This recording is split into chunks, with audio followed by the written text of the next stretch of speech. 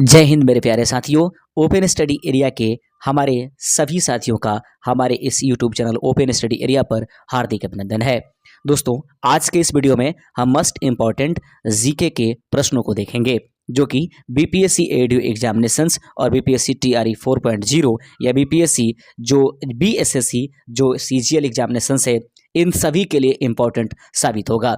आप शुरू से अंत तक इस वीडियो को ज़रूर देखिएगा। जहां जरूरत पड़ेगी वहां पर हम इन प्रश्नों को एक्सप्लेन ज़रूर करेंगे। पहला प्रश्न है, डैश केरल में स्थित हाथी अभयारण्य है। निम्नलिखित में से वह कौन है जिसे केरल में स्थित हाथी अभयारण्य के रूप में जानेंगे। दोस्तों याद रखेंगे, इस प्रश्न का सही आंसर हो जाएगा ऑप्शन नंबर आपके सामने बी। याद रखेंगे, गुरुवायूर मंदिर जो है वह केरल में स्थित हाथी अभयारण्य के रूप में जाना जाता है। दोस्तों, आपको इस संबंध में बताते चलें कि गुरुवायूर मंदिर एक हिंदू मंदिर है जो हिंदू देवता गुरुवायूरपर को समर्पित है। इनसे संबंधित है कि हिंदुओं के चार हाथों से संबंध भगवान विष्णु से संबंधित रहने वाला यह मंदिर है।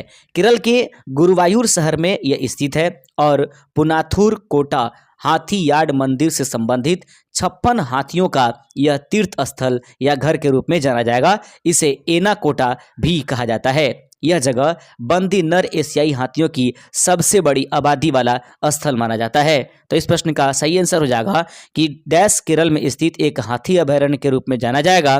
तो गुरुवायूर मंदिर जो है वह हाथी अभयारण्य के रूप में जाना जाता है, जहां पर 56 हाथियों का तीर्थ स्थल या घर जिसे माना जाता है।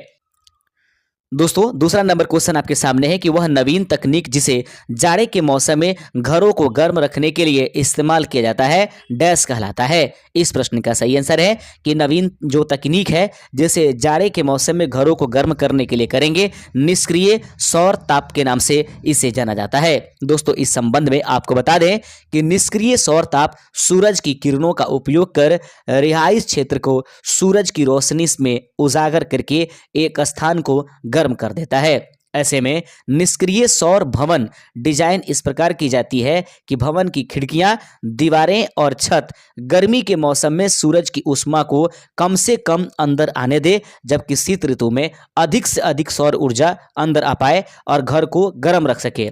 इस प्रकार की डिजाइन को निष्क्रिय या पैसिव इसलिए कहते हैं क्योंकि इसमें यांत्रिक एवं वैद्युत युक्तियों का उपयोग नहीं किया जाता, जैसा कि सक्रिय तापमान में की जाती है। सिर्फ इसमें निष्क्रिय यानी कि सौर तापमानों का ही इस्तेमाल की जाती है। आगे बढ़ते चलते हैं। दूसरा नंबर क्वेश्चन है, डैश बिहार का खाद्य पदार्थ है जिसे जीआई टैग प्रदान किया गया है। निम्नलिखित में से जो ऑप्शंस हैं उसमें वह कौन सा खाद्य पदार्थ है जिसे जीआई टैग यानी कि ज्योग्राफिकल इंडेक्स जो है वह प्राप्त की गई है। याद रखेंगे, इस तीसरे नंबर प्रश्न का सही आंसर है ऑप्शन नंबर सी, सिलाओ खाजा। बिहार का खाद्य डैश बिहार का खाद्य पदार्थ है जिसे जीआई टैग प्रदान किया जाता है। तो सिलाऊ खाजा को बिहार का जो है बिहार में खाद्य के लिए एक जीआई टैग प्रदान किया गया है। इस संबंध में आपको बता दें कि बिहार के नालंदा जिले की पारंपरिक सिलाओ खाजा के चेन्नई में भौगोलिक संकेत रजिस्ट्री द्वारा जीआई टैग दिया गया है। यह राजगीर और नालंदा के बौद्ध स्थलों पर आने वाले जो पर्यटक के बीच लोकप्रिय माना जाता है। तो सिलाओ खाजा जो दिए गए ऑप्शंस हैं उसमें जीआई टैग प्रदान किया गया जिसका संबंध बिहार से है। चौथा नंबर क्वेश्चन है कि कांसा किसका एक मिश्र धातु है। प्रश्न आपके सामने है कि कांसा निम्नलिखित में से किसका एक मिश्र धातु है। इस प्रश्न का सही आंसर हो जाएगा कि कांसा जो है तांबा और जास्ता के मिश्र धातु के रूप में जाना जाता है। चौथे का यानी कि डी इस प्रश्न का राइट आंसर हो जाएगा। मेरे प्यारे साथियों, इसके बारे में आपको बताते चलें कि कांसा जिसका मिश्र धातु है तो वह कौन था, तांबा और जास्ता। यानी कि कांसा मुख्य रूप से तांबे और जास्ता से बनी एक मिश्र धातु है। तांबे और जास्ता के अनुपात कई अलग अलग प्रकार के पीतल के लिए अलग अलग है। पीतल के उपयोग में संगीत वाद्ययंत्र, बंदूक कारतूस, आवरण, रिएक्टर, वास्तु ट्रिम, पाइप और ट्यूबिंग, सिकंजा और सजावटी सामान को जो है बनाने के लिए इस्तेमाल किया जाता है। तो याद रखेंगे, कांसा किसका मिश्र धातु होगा। दिए गए ऑप्शंस में तांबा और जास्ता के मिश्र धातु के रूप में कांसा को जाना जाता है। पांचवा नंबर प्रश्न है कि डैश कमीशन का गठन जालियांवाला बाग हत्याकांड की जांच के लिए किया गया है। डैश कमीशन का गठन जालियांवाला बाग हत्याकांड की जांच के लिए किया गया था। तो इस प्रश्न का सही आंसर है पांचवे का option number A, Hunter committee. याद रखेंगे, हंटर कमीशन या हंटर कमेटी का गठन जालियांवाला बाग हत्याकांड के लिए जांच के लिए किया गया था। इस संबंध में आपको बता दें कि हंटर समिति की स्थापना ब्रिटिश सरकार के द्वारा 1 अक्टूबर यानी कि 1 जो अक्टूबर है 1919 को किया गया था। यह कई बार क्वेश्चंस फैक्ट क्वेश्चन के रूप में पूछ ली जाती है। लॉर्ड हंटर को इस समिति का अध्यक्ष नियुक्त किया गया था तथा देश में जालियांवाला बाग हत्याकांड की को लेकर के जो उग्र प्रदर्शन हुए उससे विवश होकर अंग्रेज सरकार ने घटना की जांच करने के लिए इस समिति का गठन किया। इस समिति में जालियांवाला बाग के संपूर्ण प्रकरण पर लीपापोती करने का प्रयास किया और ब्रिटानिया अखबारों में घटना के लिए जिम्मेदार जनरल डायर को ब्रिटिश साम्राज्य का रक्षक और ब्रिटिश साम्राज्य का शेर आदि कह करके संबोधित भी किया गया। याद रखेंगे, हंटर जो है कमेटी का गठन 1 अक्टूबर 1919 में किया गया था जालियांवाला बाग हत्याकांड की जांच के लिए। पांचवे का ऑप्शन नंबर ए इस प्रश्न का सही आंसर है। आप देख रहे हैं open study area YouTube channel. लगातार हमारी क्लासेस लेने के लिए आप हमारे चैनल को जरूर सब्सक्राइब कर दीजिएगा। दोस्तों, हम रुकना चाहेंगे आपको यहाँ पर महज 30 से 35 सेकंड के लिए। यदि आप बीपीएससी एडीओ एग्जामिनेशंस की तैयारी कर रहे हैं, बीपीएससी तैयारी 4, तो आप बीपीएससी एडीओ एग्जामिनेशंस के लिए हमसे हिंदी इंग्लिश क्वालिफाई पेपर का जो है आप प्रैक्टिस सेट परचेज कर सकते हैं हमारे दिए गए इस व्हाट्सएप नंबर से। और यदि आप बीपीएससी तैयारी 4.0 की तैयारी करते हैं तो आप GK GS 40 marks, common paper और हिंदी इंग्लिश जो 30 मार्क्स का होता है उसे आप हमारे दिए गए इस व्हाट्सएप नंबर से परचेज कर सकते हैं। सातवां नंबर क्वेश्चन आपके सामने है कि किस प्रसिद्ध फिल्म निर्माता ने ऐतिहासिक फिल्म गांधी में एक भूमिका अदा की है। किस प्रसिद्ध फिल्म निर्माता ने ऐतिहासिक फिल्म गांधी में एक प्रमुख भूमिका अदा किया है। इस प्रश्न का सही आंसर हो जाएगा सातवें का ऑप्शन नंबर बी, एलिक पद्मसे जो हैं वह गांधी फिल्म में अपनी मुख्य भूमिका अदा किए हुए हैं। दोस्तों, आपको बता दें एलिक पद्मसी एक भारतीय थिएटर कलाकार है और विज्ञापन फिल्म निर्माता थे।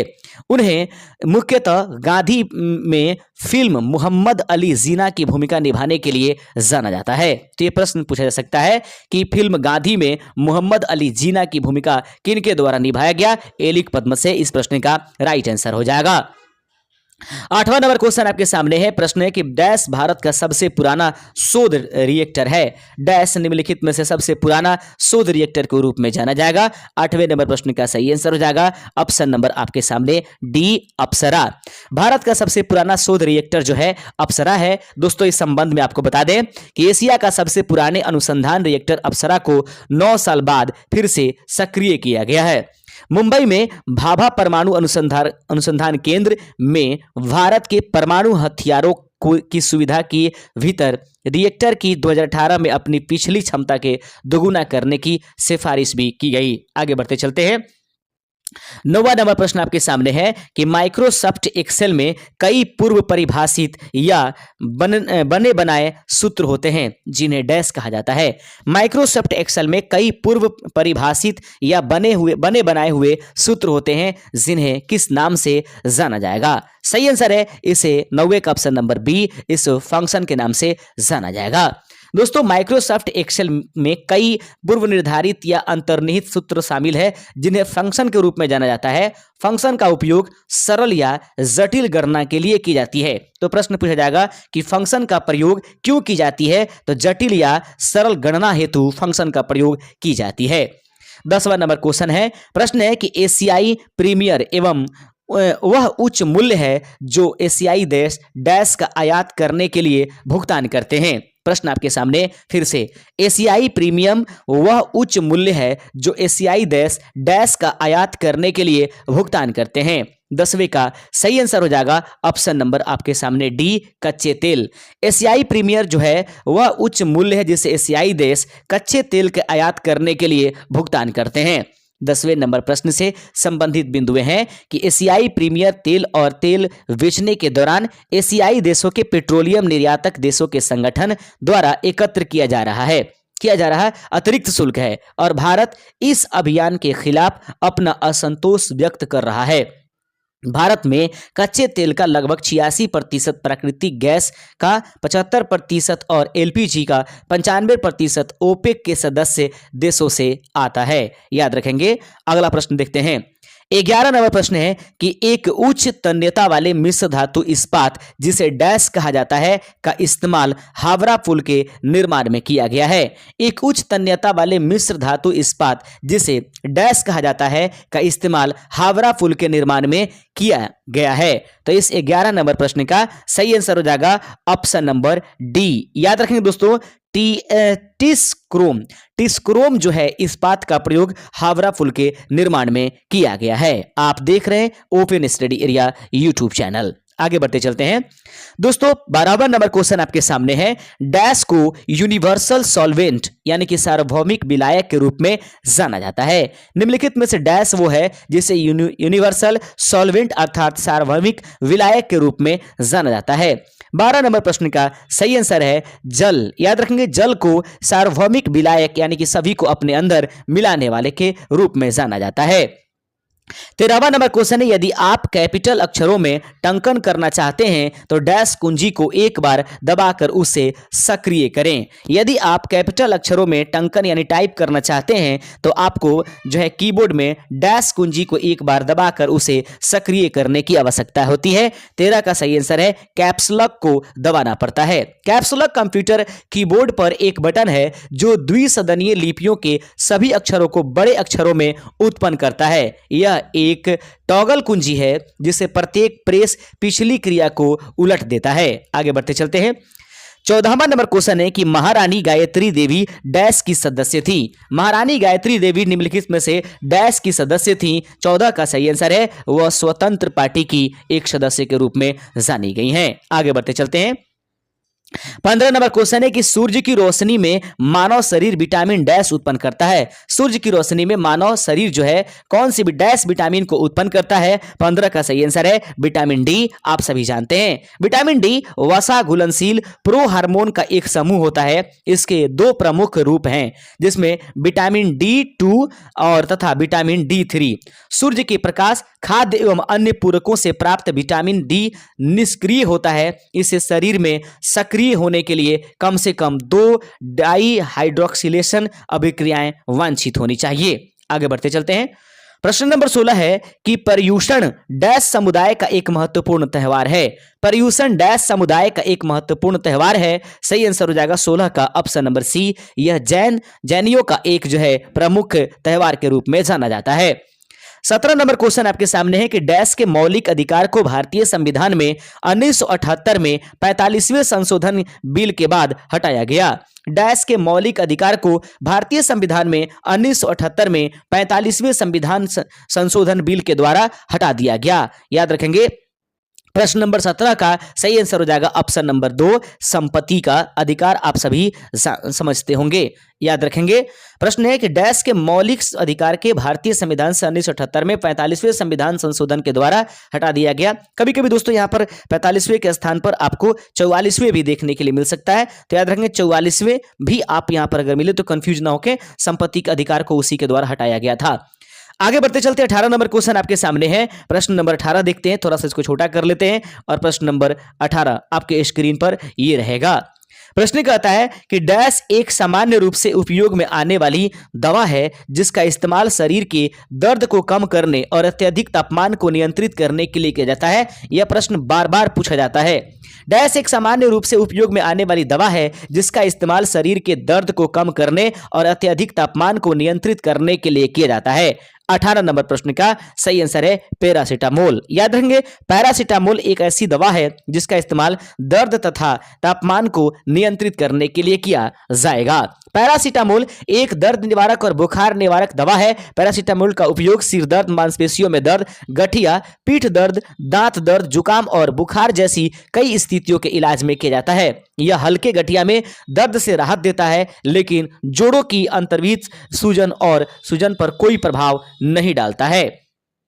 19वां नंबर क्वेश्चन आपके सामने है और प्रश्न बहुत ही खूबसूरत है, बार बार आने वाले प्रश्न है। 19वां नंबर क्वेश्चन है, रक्त के थक्के जमने की प्रक्रिया को डैश कहा जाएगा। निम्नलिखित में से उस प्रक्रिया का नाम बताएं जिसके द्वारा जो है रक्त थक्के जमते हैं। 19 नंबर प्रश्न का सही आंसर हो जाएगा ऑप्शन नंबर ए। याद रखेंगे, इसको कोएगुलेशन के नाम से जाना जाता है। आगे बढ़ते चलते हैं। आज का 20वां नंबर क्वेश्चन आपके स्क्रीन पर है। प्रश्न नंबर 20 कहता है, डॉक्टर जाकिर हुसैन चौथे राष्ट्रपति थे जिन्हें 1963 में डैश से सम्मानित किया गया था। डॉक्टर जाकिर हुसैन चौथे राष्ट्रपति थे जिन्हें 1963 में डैश से सम्मानित किया गया था। 20वें का सही आंसर हो जाएगा भारत रत्न से सम्मानित किया गया है। तो याद रखेंगे दोस्तों, डॉक्टर जाकिर हुसैन खान 13 मई 1967 ईस्वी से 3 मई 1969 को अपनी मृत्यु तक भारत के तीसरे राष्ट्रपति के रूप में जाने गए। उन्हें 1963 में भारत के सर्वोच्च नागरिक सम्मान भारत रत्न से सम्मानित किया गया। उन्होंने 1962 से 1967 तक भारत के उपराष्ट्रपति के रूप में कार्य किया। डॉक्टर जाकिर हुसैन जामिया मिलिया इस्लामिया के सह संस्थापक थे तथा 1928 के इसके कुलपति के रूप में भी उन्होंने सेवा दिया था।